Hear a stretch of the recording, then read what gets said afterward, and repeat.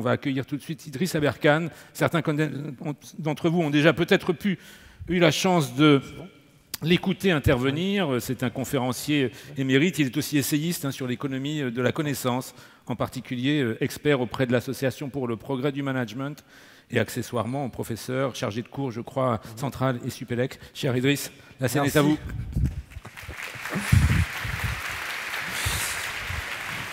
Bienvenue. Vous avez vu, Microsoft a eu un énorme échec tout à l'heure. Du coup, Microsoft, ils sont riches. Le fait qu'ils aient échoué là a montré cette espèce de vieil antivirus qui est passé là dans le champ. Microsoft a beaucoup échoué, du coup, ils sont très riches. En fait, ils échouent tellement qu'ils ont un mode sans échec, les mecs. Je me chauffe, il fallait pas rire à celle-là. Mais si vous avez rigolé, par contre, ça va bien se passer. Les autres, elles vont être tranquilles. En fait, Bill Gates, il avait dit, j'ai un ami qui a réussi à tous ses examens. Le beau gosse, le gendre idéal, il a réussi à tous ses examens, 20 sur 20 partout. Moi, Bill Gates, j'ai échoué à des examens. Bah, mon pote, il est ingénieur chez Microsoft. Ah, elle picote un peu, celle-là. Il y a des étudiants de Paris 5 dans cette salle, non? Mais c'est vrai, hein, si l'échec est un diplôme. Et si vous n'avez pas ce diplôme, n'essayez pas de faire quelque chose de nouveau. Or, faire quelque chose de nouveau, c'est la meilleure façon de se faire des camarades. C'est Wilson qui a dit ça, il a tout à fait raison. Si vous voulez vous faire des copains, il faut faire quelque chose de nouveau. Il y a une blague là-dessus en France. C'est l'histoire du mec qui veut acheter des escargots. Alors il va chez le marchand d'escargots, et les marchands d'escargots a deux bassines, une avec un couvercle et une sans. Alors il demande, mais pourquoi il y a un couvercle sur cette bassine? Ah ça, monsieur, c'est parce que dans cette bassine, vous avez de l'escargot anglais. L'escargot anglais, vous avez beau faire ce que vous voulez, il essaie d'escalader la bassine pour se barrer. Donc il faut mettre un couvercle, sinon, à la fin de la journée, la bassine est vide. Et l'autre bassine, alors, qu'est-ce qui se passe? Ils sont malades, vos petits escargots? Pourquoi il n'y a pas de couvercle? Ah non, monsieur, ils sont très bien, ces petits escargots. Gousi. Mais en fait, ces escargots, c'est des escargots français. Et les escargots français, il n'y a pas besoin de mettre un couvercle, parce qu'à chaque fois qu'il y en a un qui essaie d'escalader le rebord, tous les autres lui sautent dessus pour le ramener au fond.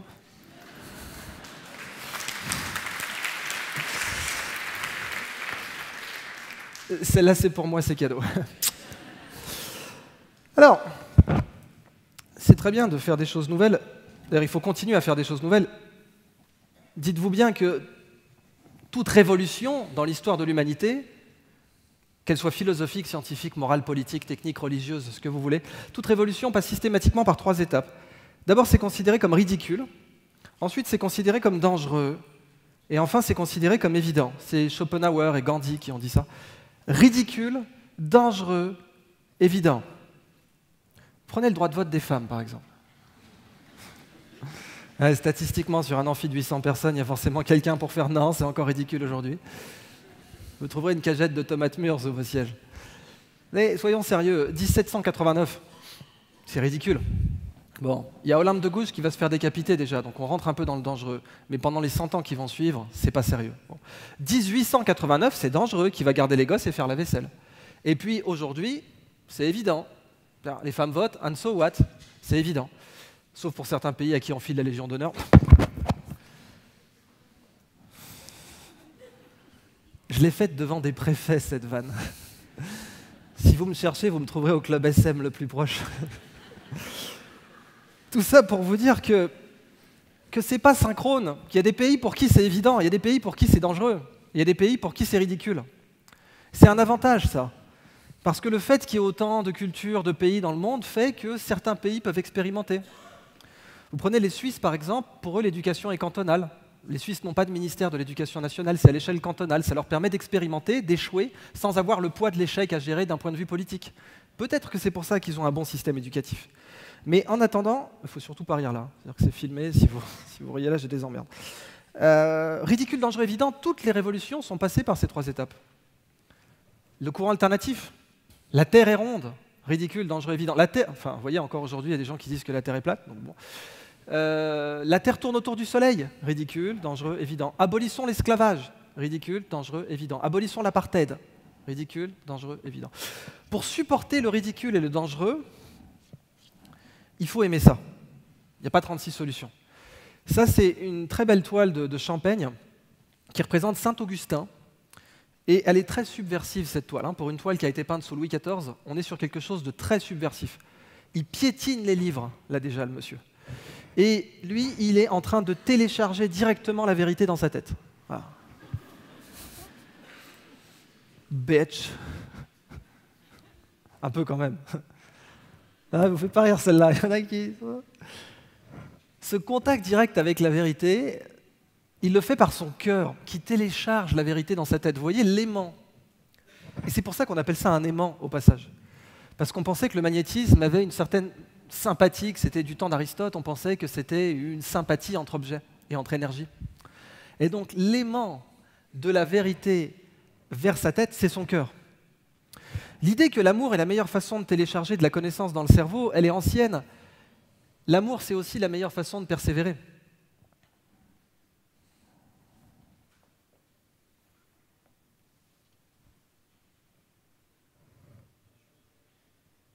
Je suis en train de me diplômer là, vous voyez? Enfin, c'est plutôt Orange qui se diplôme. Hein. People say you have to have a lot of passion for what you're doing, and it's totally true. And the reason is because it's so hard that if you don't, any rational person would give up. It's really hard, and you have to do it over a sustained period of time. So if you don't love it, if you're not having fun doing it, and you don't really love it, you're going to give up. And that's what happens to most people, actually. If you really look at the ones that ended up being successful, unquote, in the eyes of society, and the ones that didn't. Oftentimes, it's the ones that are successful loved what they did so they could persevere when it got really tough. And the ones that didn't love it quit because they're sane, right? Who would want to put up with this stuff if you don't love it? So it's a lot of hard work, and it's a lot of worrying constantly. And if you don't love it, you're going to fail. So you got to love it, you got to have passion. Alors, j'aime bien ce passage parce que c'est très court, mais il explique en fait rationnellement l'intérêt d'aimer son métier pour exceller dedans. Ce qu'il dit en gros, c'est que si vous aimez ça, votre capacité de tarte dans la gueule augmente. Vous êtes d'un coup capable de prendre plus de tartes que la concurrence. Et dans l'innovation, c'est quasiment que ça qui compte. C'est pas les compétences, hein. Faut vraiment pas croire ça. Je veux dire, Steve Jobs, il n'avait pas de formation en informatique, savait pas programmer, c'était pas un informaticien. Steve Wozniak était bon, mais il avait juste une licence. C'était pas du tout un docteur ou un professeur en informatique. Il y avait des gens plus compétents qu'eux, mais eux ont essayé davantage que les autres. Et en innovation, c'est le premier facteur clé de succès. Combien de fois vous vous êtes planté, combien de fois vous êtes reparti. Le coût de l'échec doit être bas. Si le coût de l'échec est élevé, vous ne pouvez pas innover en fait. Donc là, ce qu'il dit, c'est quand vous aimez ça, eh bien, d'un coup, vous pouvez prendre plus de coups que la concurrence. Un bon exemple, c'est Airbnb. Il s'appelle Air parce qu'au départ, ils louaient des matelas pneumatiques dans leur salon. Donc les fondateurs se disent, San Francisco est une ville très chère, on va sous-louer un matelas pneumatique dans notre salon. Et comme le matelas pneumatique, c'est le degré zéro du confort, on va partager les œufs et le bacon aussi, on n'est pas des bêtes. Ça devient Airbed and Breakfast. Et ça marche entre potes, mais dès qu'ils vont voir des investisseurs, on a une super idée, des inconnus vont venir vivre chez vous. L'investisseur, chez lui, c'est un penthouse au dernier étage avec une clé séparée pour l'ascenseur. Il se voit mal la lâcher à un inconnu. Donc, zéro street cred, les mecs. Hein. À un moment donné, il y a un investisseur qui se lève en laissant son verre de smoothie à moitié vide et qui se barre. Et ils diront, dans leur mémoire, on croyait qu'il était parti mettre de l'argent dans le parc-mètre. Tellement les gars avaient zéro crédibilité. Bon. Et ils s'endettent, ils prennent des cartes bleues et tout, et ils en sont à 2 doigts du dépôt de bilan. Et à 2 doigts du dépôt de bilan, ils se disent, on va faire des produits promotionnels. On aurait pu faire du airbed, mais on n'a plus d'argent, on ne va pas se lancer dans le matelas pneumatique. Alors on va faire du breakfast. Ils impriment des boîtes de céréales avec la tronche de Barack Obama et la tronche de John McCain dessus. Alors ça, c'est les commémoratives qui sont grandes, mais les boîtes qu'ils ont imprimées, c'était des boîtes de distributeurs qui faisaient 10 cm de haut. Et ils vont les vendre 40 $ pièce. 40. Et on est aux États-Unis, ça ne s'explique pas, ça va se vendre. Ils vont en vendre 800. Alors ça ne va pas rembourser leurs dettes, mais ça va leur redonner confiance en eux. Alors ils vont revoir des investisseurs. On a une super idée, des inconnus vont venir vivre chez vous. Écoutez les mecs, si vous n'avez pas que ça à faire, moi non plus, la porte c'est par là. Si, on a un argument, on a fait des boîtes de céréales. Des quoi? J'en ai entendu parler dans le San Francisco Chronicle, c'est vous ça? Vous en avez vendu combien? 800 monsieur. T'as 800, brave petit, t'as fait 1000 $, c'est ça? Non monsieur, on a fait 32 000. Alors l'investisseur, s'il y a bien une chose qu'il sait faire dans la vie, c'est compter. Vous avez vendu 40 $ pièce, vous vous foutez de ma gueule? Non, regardez les reçus fiscaux, regardez les bons de commande. Et là, le mec se pose, ne dit rien, silence de mort. Eux, ils la ferment, ils se sont fait jeter de partout, ils disent rien. Et il sort son chèque, et il leur fait un chèque à 7 zéros, enfin à 7 chiffres, pardon, c'est déjà pas mal. Et il leur dit, écoutez les gars, je préfère vous le dire tout de suite, votre projet, j'y crois pas du tout. Du tout. Par contre, si vous êtes capable de vendre 40 $ des boîtes qui valent 2,50 aux distributeurs en bas de l'immeuble, mais évidemment que j'investis. Et les fondateurs diront, dans la vie, il faut savoir être un céréal entrepreneur. Parce que le céréal entrepreneur, c'est le mec qui est prêt à imprimer des putains de boîtes de céréales pour financer son projet. Et en général, ce n'est pas le major d'Harvard. Parce que le major d'Harvard, quand il s'est pris 2 claques, il y a Google qui lui propose un salaire de 300 000 par an. Donc il va arrêter. Ce qui fait que c'est eux qui ont réussi, c'est qu'ils n'avaient rien d'autre. C'était leur bébé. Donc ils sont allés jusqu'au bout. Plein de gens essayaient de faire de la location en peer-to-peer. Il y avait même déjà un concurrent qui s'appelle Craigslist. Mais eux sont arrivés parce qu'ils ont persévéré davantage que les autres. Alors, aimer son job, vous allez me dire, il y a quand même toujours un moment, dans un métier, n'importe lequel, où voilà, la libido n'est pas au top vis-à-vis de son métier. On n'a pas envie de lui faire l'amour à la feuille comptable tous les jours. Non. Mais même moi, en fait, je ne prends jamais une prestation de conseil si je ne suis pas capable de tomber amoureux du métier du client, et j'ai bossé pour PwC. J'ai rien dit. Bon. Il n'y a que la moitié de la salle qui a applaudi. Je viens de créer une guerre civile. En fait, moi, la comptabilité, je vais vous l'avouer, ça ne me faisait pas rêver au départ. Et puis, quand je suis allé regarder un petit peu, je suis tombé sur une phrase extraordinairement excitante qui était « La comptabilité est indissociable de la civilisation ». Pour moi, mon comptable, c'était le mec qui payait mes impôts, quoi. C'est pas la civilisation. Pour moi, impôts et civilisation, ça ne va pas ensemble. Mais après, c'est un autre débat personnel. Ce que vous voyez là-haut, c'est une compta de livraison de bière. En fait, la première tablette, là, c'est une compta qui porte la livraison d'un pack de bière en 3000 avant Jésus-Christ. L'écriture, d'après la majorité des archéologues, vient de la compta. La lettre A vient du fait qu'on comptait les têtes de bétail. Elle représentait une tête de taureau au départ. Donc là, d'un coup, je me dis, je sais pas, si jamais j'avais perdu un peu la foi, c'est ce genre de truc qui pourrait me l'éveiller. Ce que vous voyez en bas, c'est une carte de police de Sumer de 1700 avant Jésus-Christ. Donc c'était un garde qui était affecté à tel endroit et c'était sa carte. Ce que je veux dire, c'est que l'idée qu'aimer son job rend plus performant, c'est valable dans absolument tous les métiers. Et ça, je vais vous le démontrer. Et on va commencer évidemment par des équations. Celle-là, ma préférée. Elle représente ce qu'on... Ouais, alors, je vais faire une parenthèse. On a tellement dégoûté les gens des maths en France qu'on peut démontrer aujourd'hui qu'il y a certaines personnes, quand on leur montre une équation mathématique, il y a une partie de leur cerveau qui s'active qui dit « n'essaie même pas ». Alors, désinstallez ça, hein. Vous l'enlevez de votre tête. Et en fait, tout le monde peut la comprendre, cette équation. Elle est super simple, elle décrit la situation actuelle. Là, je suis en train de vous donner de la connaissance. Et vous me donnez quoi en échange, là, tout de suite? Qu'est-ce que vous me donnez là? De l'attention et du temps.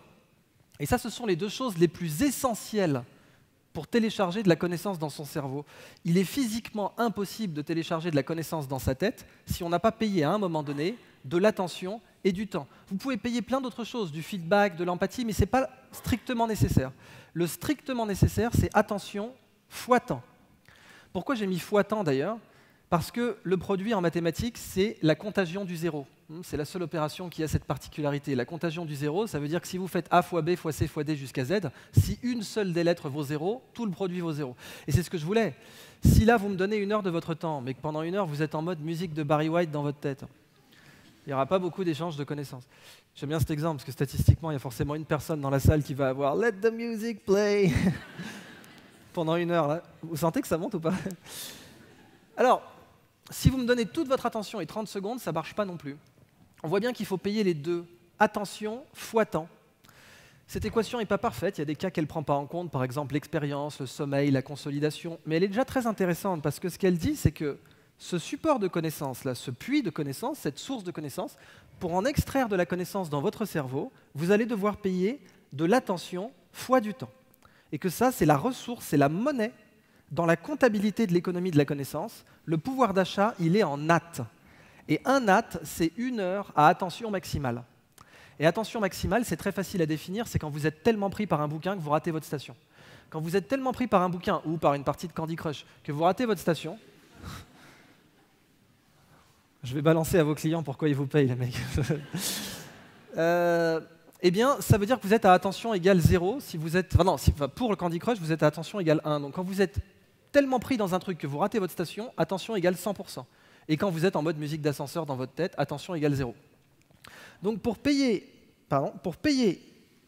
acheter de la connaissance, il faut payer des AT. A fois T. Et comment ça s'appelle quand on donne toute son attention et tout son temps à une personne? C'est quoi ce phénomène? Je l'ai entendu là, mais faiblement, l'amour. Vous venez de sauver l'honneur de la profession, mademoiselle. Et oui, quand on aime quelqu'un, on a envie de lui donner toute notre attention et tout notre temps. Quand on aime quelqu'un, c'est facile de dépenser de l'attention et du temps. En fait, c'est la différence entre une corvée et une passion. Une corvée, la barrière d'entrée est très forte et la barrière de sortie est très faible. Une corvée, c'est très dur de s'y mettre et c'est très facile d'arrêter. Vous rentrez chez vous, vous êtes fatigué. Si c'est une corvée, vous n'allez pas vous y mettre. Et si le téléphone sonne, vous allez arrêter. Par contre, si c'est une passion, c'est très facile de s'y mettre et c'est très dur d'arrêter. Donc une passion, barrière d'entrée faible, barrière de sortie forte. Quand on aime quelque chose, on a une capacité à maintenir un niveau attentionnel très élevé dessus, ce qui fait que notre pouvoir d'achat augmente.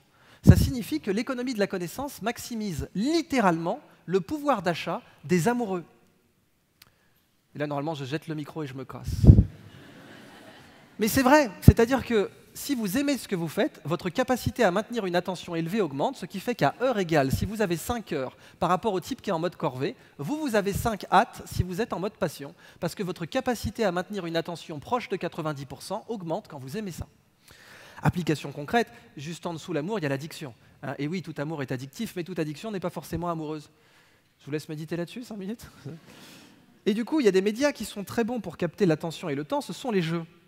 Mais bien avant les jeux vidéo, bien avant World of Warcraft en l'occurrence, les Romains, quand ils voulaient la paix dans la cité, ils faisaient les jeux du cirque. Ils avaient la paix. Les jeux captent l'attention et le temps. Les Grecs, avant eux, faisaient les Jeux Olympiques. Tout le monde regardait, on avait la paix.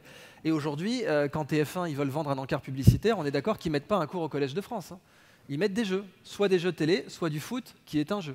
Et on est d'accord qu'une finale de Coupe du Monde de foot va capter beaucoup plus d'attention et de temps en une fois que tout le monde universitaire en 10 ans. Et c'est pour ça que Neymar est beaucoup mieux payé que moi. Rigolez pas, c'est pas censé être drôle. Alors, à votre avis, combien de temps l'humanité a déjà accumulé sur World of Warcraft? En heures? On va le mettre en années, du coup. Qui pense que c'est l'âge des États-Unis d'Amérique, 240 ans? Plus, moins? Qui pense que c'est l'âge de la France, 1500 ans? Plus? Qui pense que c'est l'âge de la civilisation, 15 000 ans? Et oui, parce que contrairement à ce qu'on pourrait croire, l'âge de la civilisation est en fait supérieur à l'âge de la France. Quand je l'ai fait aux États-Unis, c'est la standing ovation direct. Bon, plus ou moins que 15 000 ans? C'est beaucoup 15 000 ans. Régalez-vous. De 2004 à 2014, l'humanité a accumulé 7 millions d'années sur World of Warcraft. C'est 50 fois plus que toutes les heures travaillées chez Apple depuis 1976. Et là, on est sur... je donne un bonus à Apple parce que je considère qu'une heure égale un nat. Et on sait tous au bureau que c'est pas vrai. Ils veulent pas rigoler là. Non, non, pas du tout. De quoi tu parles? Et oui, on n'est pas tout le temps à attention maximale au bureau. Alors que devant un jeu vidéo, l'attention, elle est tout le temps très très élevée. Alors ça, c'est intéressant, ça. Dans cette théorie du love can do. Ouais, alors, des fois, j'ai des étudiants de chinois, c'est un peu le moment Hello Kitty de la présentation. Mais vous êtes des comptables, vous n'avez pas de cœur, donc... La meilleure remarque que j'ai eue sur cette slide, figurez-vous, même en APM avec les entrepreneurs, c'était « Elle est belle, la chaîne !» Test de Rorschach pour patron de PME. Alors, ils sont là pour exprimer une chose assez simple, ces petits bébétiques, c'est que jouer est la façon la plus performante d'apprendre. Performante. Ces bébés tigres, s'ils ne jouent pas, ils vont crever. Ils ne sauront pas chasser, ils ne sauront pas se défendre, ils ne sauront pas défendre leur territoire, ils ne sauront pas se reproduire, ils vont mourir. La nature, elle est un poil plus sélective que le concours d'entrée à Polytechnique. Si vous échouez, vous êtes mort. Donc dans la nature, oui, il faut échouer, mais justement, pour avoir appris à échouer, il faut le faire dans un cadre un peu sandboxé, comme on dit en informatique, dans un cadre protégé, et ça, c'est le jeu. Donc la nature, à chaque fois qu'elle veut sélectionner un comportement d'apprentissage très pointu, comme par exemple casser une noix pour un chimpanzé, ou utiliser un bâton pour choper des termites, eh bien, elle va utiliser le jeu systématiquement. Tous les mammifères jouent pour apprendre. Et on sait qu'il y a une corrélation entre l'intelligence d'un animal et son temps à jouer. Et cette corrélation a été démontrée récemment comme un lien de cause à effet. Donc on est plus puissant qu'une corrélation. Eh bien, les dauphins jouent, les corbeaux jouent, les perroquets jouent, tous les mammifères aussi jouent. Libre à nous de tirer les leçons de ça ou pas. Vous prenez ce petit oiseau, il illustre bien la performance de l'amour. En fait, c'est un oiseau qui s'appelle l'oiseau jardinier satiné. Il a une petite plume bleue, le mâle a une petite plume bleue, et il l'amplifie en mettant du bleu partout. Alors évidemment, signe des temps, il utilise des capuchons de stylo et des bouchons de bouteille maintenant, parce que les fleurs ont disparu. Mais il s'est adapté, et on va voir que c'est très important pour son intelligence, parce qu'il arrive à dévisser les bouchons de bouteille, ce qui est vraiment très pointu pour un oiseau. Et il va décorer son nid, donc, pour amplifier ce bleu qui fait très viril. Alors, notez que l'amplification de la virilité existe aussi chez l'homme. Vous vous demandez comment je vais pouvoir enchaîner sur une connerie pareille. Ce n'est pas du tout ce que vous pensez, bande de vicieux.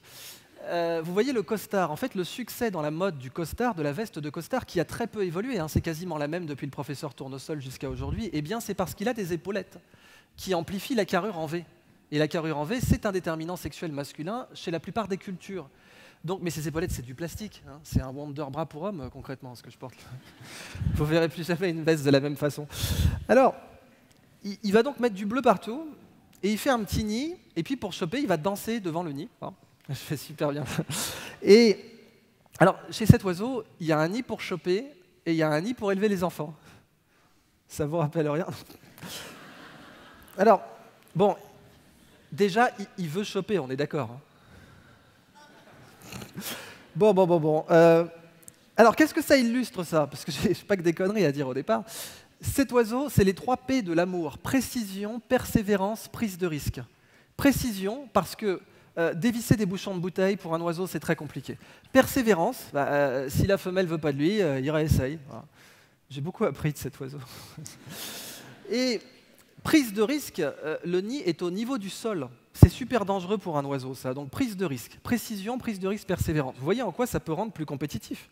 Les Japonais ont une théorie qui s'appelle Ikigai. Ça veut dire raison d'être. Et la raison d'être, c'est quand tu fais ce que tu aimes, ce dont le monde a besoin, ce dans quoi tu es bon et ce pour quoi tu peux être payé. Et ça, il faut parfois attendre la fin de sa vie pour le trouver. Ce n'est pas du tout quelque chose avec lequel on naît, il faut le découvrir. Parfois, il y a un estampiste japonais, je crois qu'il l'a découvert après avoir été notaire. Quand il a pris sa retraite, il est devenu estampiste.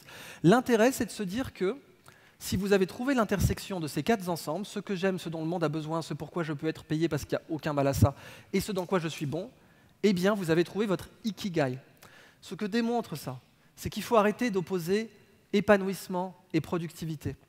La révolution industrielle nous a laissé avec ce mensonge. Productivité ou épanouissement, on ne peut pas avoir les deux. Ou bien tu es productif mais tu es dépressif, ou bien tu es épanoui mais tu es un glandeur.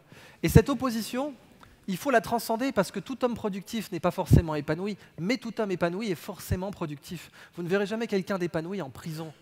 Quelqu'un d'épanoui n'est jamais un fardeau pour la société. Alors, j'aime bien cette vidéo aussi, qui est censée illustrer des éléments d'ikigai dans n'importe quel métier.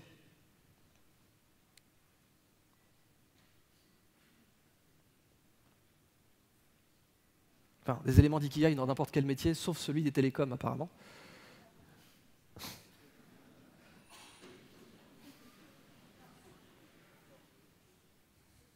C'est pas des fakes, hein, c'est pour de vrai.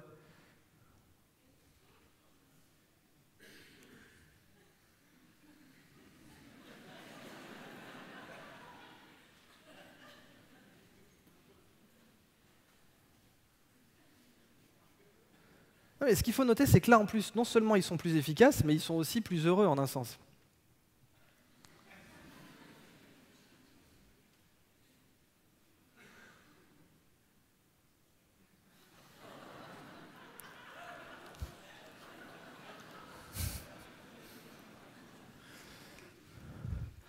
Alors, c'est ça ma théorie du love can do, en fait. Parce que vous comprenez, moi quand je suis revenu, j'avais été à Stanford en 2006-2007, j'y suis allé ensuite chaque année, mais là-bas c'était évident pour eux, aimer son job vous rend plus performant. Par contre, quand je suis revenu à Centrale, vous me croyez ou non, ça leur parlait pas les mecs. Si tu aimes ton métier, tu seras plus performant. Non. Il y a vraiment un côté que la méritocratie, c'est aussi la souffrancocratie. C'est-à-dire que si vous n'avez pas souffert, vous ne méritez pas. Il y a des gens qui pensent comme ça. Alors, les plus sympas, c'est ceux qui le pensent ouvertement, parce que là, vous pouvez discuter avec eux. Mais ceux qui le pensent de façon officieuse, ceux qui le pensent à l'intérieur d'eux-mêmes sans vouloir l'admettre, ça, c'est les plus dangereux. Alors, je me suis dit, on va en France, je vais leur faire un diagramme cartésien, parce qu'on est au pays de Descartes, ça va leur parler. Alors, vous mettez sur l'axe des X, est-ce que je sais faire mon métier? Can do. Et sur l'axe des Y, est-ce que j'aime ça? Et vous le mettez sur l'axe des Y parce que Y en anglais, ça se prononce why. Et donc, pourquoi je fais mon métier? Est-ce qu'il y a une petite curiosité? Est-ce qu'il y a quelque chose qui pique ma curiosité dedans? Pas forcément le grand amour, mais quelque chose qui m'intrigue dedans. Et là, vous avez 4 types de joueurs. Le joueur au-dessus de la mêlée, c'est celui qui fait ce qu'il aime et ce qu'il sait faire. Souvent, on cite Apple, mais c'est pour de bonnes raisons. Je veux dire, pour vous montrer le côté religieux du truc, on n'est plus dans le rationnel, on n'est plus dans le management. Chris Martin, le leader du groupe Coldplay, la rockstar, et Gwyneth Paltrow, l'actrice hollywoodienne, ont eu une fille. Comment ils l'ont appelée? Apple. D'où question, qui va appeler sa fille Samsung? Bon, au-dessus de la mêlée, c'est là. Ensuite, vous avez le suiveur. Il a le même savoir-faire que le mec au-dessus de la mêlée, mais quand vous lui demandez pourquoi tu fais ton métier, il va vous répondre parce qu'il y a un marché, connard. L'entrant forcé, c'est le mec qui n'a pas du tout envie de faire ça, c'est la corvée. Souvent, le traitement des déchets est là-bas. Non, mais c'est grave. Mais on a aujourd'hui les meilleures boîtes de traitement des déchets, c'est celles qui le font par passion, justement. Et le Silicon Garage, il rentre dans un métier, non pas parce qu'il sait le faire, mais parce qu'il aime ça. L'entrant forcé, ou bien il devient suiveur, ou bien il meurt. Le suiveur, il peut devenir au-dessus de la mêlée, mais pour ça, il faut qu'il se demande, est-ce qu'il y a quelque chose en plus du marché qui m'intéresse dans le métier? Et le Silicon Garage, il va apprendre tout ce qu'il sait par amour, et j'ai appelé ça la voie royale, El Camino Real. C'est le nom de l'avenue centrale de la Silicon Valley. Tesla est un très bon exemple de Love Can Do, c'est-à-dire qu'ils ont vraiment échoué énormément avant de choisir. Vous savez que Tesla, c'est juste des batteries d'ordinateur empilées sur un châssis moteur. Et faire ce choix d'empiler des batteries d'ordinateur sur un châssis, c'était plein d'essais-erreurs et c'était parce qu'ils étaient passionnés. Ma dernière slide, ce monsieur, pour moi, il illustre parfaitement l'ikigai, le Love Can Do, c'est le meilleur bijoutier au monde. Il était moine bouddhiste, je vous parle d'un métier qui ne vous prédispose pas à taquiner de la pierre précieuse tous les 4 matins non plus. Et il est parti un jour en se disant « je veux tailler des pierres, il n'y a rien qui m'excite plus que ça ». Il s'est isolé pendant des années, il a loué une chambre de bonne à Hong Kong, il a acheté des quartz et des pierres non précieuses, il s'est fait arnaquer. Et puis 20 ans plus tard, voilà ce qu'il fait le mec. Il a refusé une vente à 220 millions de dollars. 220 millions, non je le garde, j'aime bien. Un autre exemple, vous voyez, là, la pierre est taillée de l'intérieur. En gros, le mec, il se touche, quoi, concrètement.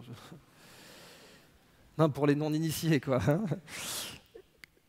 Un autre exemple, et pour moi, ça, il l'a breveté carrément, c'est un type de coupe, ça s'appelle la Wallace Cut. Eh bien, lui, il illustre quoi? Il illustre la version humaine de lui. Quand vous mettez de l'amour dans le cerveau d'un humain, vous n'êtes plus du tout au même niveau, là.